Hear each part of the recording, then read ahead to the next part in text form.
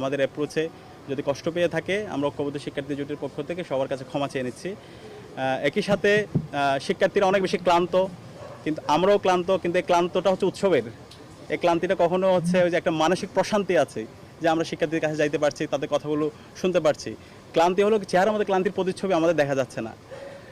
আর একই সাথে আমরা ক্ষমা চেয়ে নিচ্ছি আমাদের অনাবাসিক শিক্ষার্থী, আমাদের প্রায় অর্ধেক শিক্ষার্থী অনাবাসিক। আমরা যদি তাদের প্রত্যেকের ঘরে ঘরে যেতে পারতাম, তাদের কথাগুলো শুনতে পারতাম, সবচেয়ে ভালো হতো। আমরা চেষ্টা করেছি আমাদের অনাবাসিক শিক্ষার্থী তারা যখন এখানে আমাদের 17টা বাস রুট আছে, আমরা বাসের ওইখানে গিয়ে তাদের কথাগুলো শোনার জন্য, আমাদের প্রত্যাশাগুলো তাদেরকে শোনানোর জন্য। তো অনেক শিক্ষার্থীদের কাছে আমরা সরাসরি রিচ করতে পারিনি। তো আমরা যাদের কাছে রিচ করতে পারিনি ইন পার্সন, আমরা তাদের কাছে ক্ষমা চাচ্ছি। আমরা আশা রাখছি নির্বাচনে ভয়ভীতিকর পরিস্থিতি তৈরি করার জন্য বিভিন্ন পক্ষ চেষ্টা করছে। এলাকা থেকে বিভিন্নভাবে ফোন দিয়ে হুমকি দেওয়া হচ্ছে অথবা জোর জবরদস্তি করা হচ্ছে পরিবারকে।